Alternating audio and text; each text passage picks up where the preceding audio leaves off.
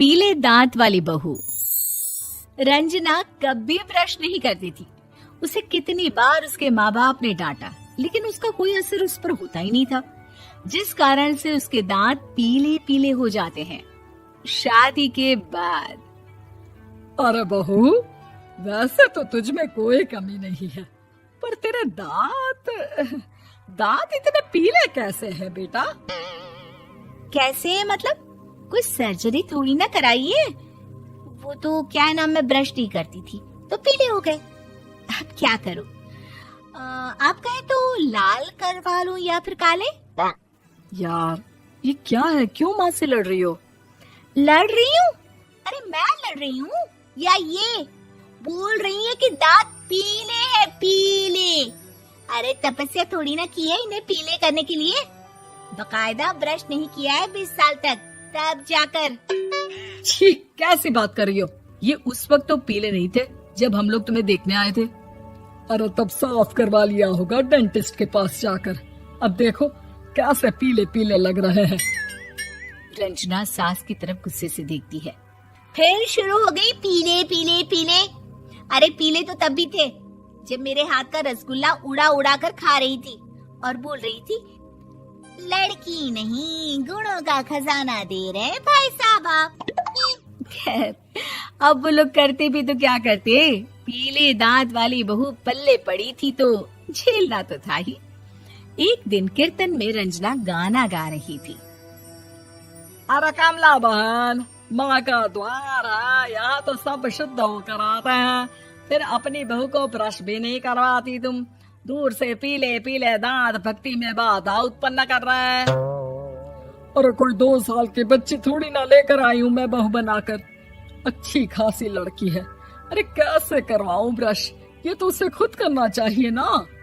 अब माँ बाप तो इसके जैसे तैसे निपटा दिए, ये नहीं सोचा कि सास कैसे संभालेगी। सास बहू को लेकर घर आ जाती है, लेकिन सोच लेती है कि अब इसे लेकर कहीं नहीं जाएगी।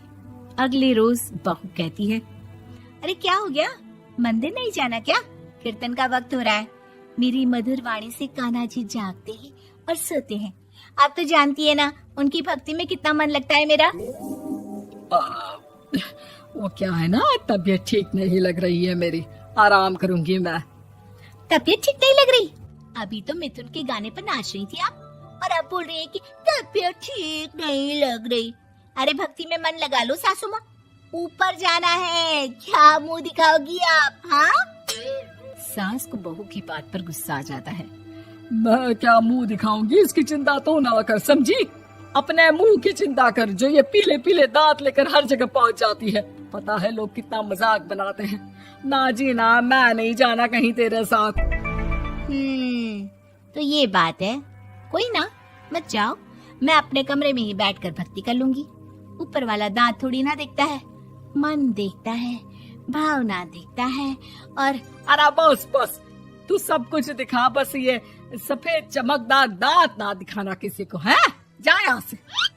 बहू को सास की बात का कोई फर्क नहीं पड़ता, वो तो जैसी थी वैसी ही रह जाती है। सुबह नहाकर किचन में खाना बनाना, फिर खाना खाना, कीर्तन भजन करना और सो जाना। एक दिन, माँ जी मैं सहेली के घर जा रही हूँ, शाम को लेट आऊंगी। हाँ हाँ तो जाना, मैंने कौन सा तेरी आरती करनी है घर पर बैठकर। रंजना सहेली के घर जाती है, जहाँ वो पार्टी में जाने की तैयारी कर रही होती है। अरे शिखा, कहाँ जाने की तैयारी कर रही है? मैं गलत वक्त पर आ गई क्या? अरे नहीं यार, उल्टा सही वक्त पर आ गया। मैंने ये साड़ी और ज्वेलरी निकाली है यार, शाम को इनके ऑफिस की एक पार्टी में जाना है। बताना कैसा लग रहा है ये सब? नहीं यार, इस ड्रेस के साथ तो वो वाली ज्वेलरी अच्छी लगेगी। हाँ हाँ सही बोल रही है, मैंने ध्यान ही नहीं दिया। वैसे तो हमेशा से मस्त फैशन सेंस रखती है। तो बड़ा जाती होगी ना पति के साथ पार्टी में। रंजना कुछ नहीं बोलती, बस सोचती है कि यार काश ये बात सही हो जाती, पर मैं क्यों नहीं जाती पार्टी में? क्या इन लोगों की कोई पार्टी होती नहीं होगी? रंजना घर आती है और रात में पति से सवाल करती है, एक बात बताइए, आप मुझे किसी पार्टी में क्यों नहीं ले जाते? क्या आपके यहाँ ऑफिस में पार्टी नहीं होती? पति बेचारा क्या कहता कि दांत पीले हैं तुम्हारे इसलिए। अरे कोई पार्टी होती नहीं हम लोगों के ऑफिस में, तो कहाँ से लेकर जाऊं?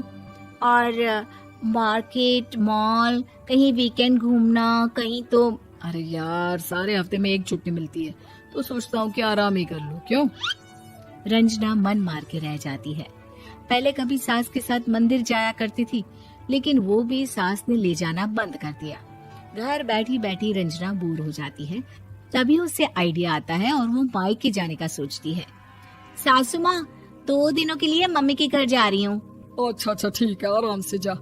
और हाँ, माँ से कुछ अच्छी आदत सीख कर आना कि कैसे शरीर के हर भाग की तरह दांतों की सफाई भी जरूरी होती है, समझी? शुरू हो गई ना आप। वो लोग आपकी तरह नहीं है कि छोटी छोटी बात का बतंगड़ बना दे। उन लोगों के लिए मैं मायने रखती हूँ, ना कि मेरे पीले पीले दांत। रंजना माँ को बिना बताए उन लोगों को सरप्राइज देती है, लेकिन जैसे ही वो दरवाजे पर पहुंचती है, अंदर देखती है कि घर वाले कहीं जा रहे होते हैं। अब माँ, काश रंजना दीदी के दांतों वाली प्रॉब्लम नहीं होती, तो वो भी हम लोगों के साथ चलती ना बुआ जी की बेटी की शादी में। हाँ बेटा, लेकिन अब उसे कौन समझाए कि उसको उसके पीले दांत नहीं दिखते, लेकिन उसके आसपास के लोगों को कितना एम्बैरेसिंग फील कराते हैं। मुझे तो कितनी बार उसके स्कूल की टीचर ने शिकायत की कि उसके साथ कोई लड़की बैठना भी नहीं चाहती, और ना ही कॉलेज में कोई उससे बात करना चाहता था।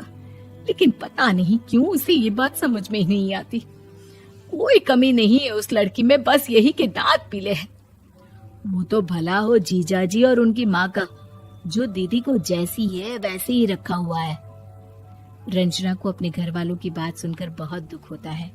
वो सोचती है कि वो क्या करे, लेकिन फिर वो सीधा डेंटिस्ट के पास जाती है, अपने दांत चमकाती है और कसम खाती है कि वो रोज ब्रश करेगी। अरे क्या हो गया? तुम तो 2 दिनों के लिए गई थी ना।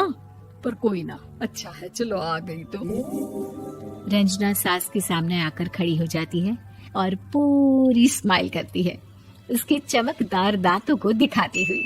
हैं? चले मंदिर।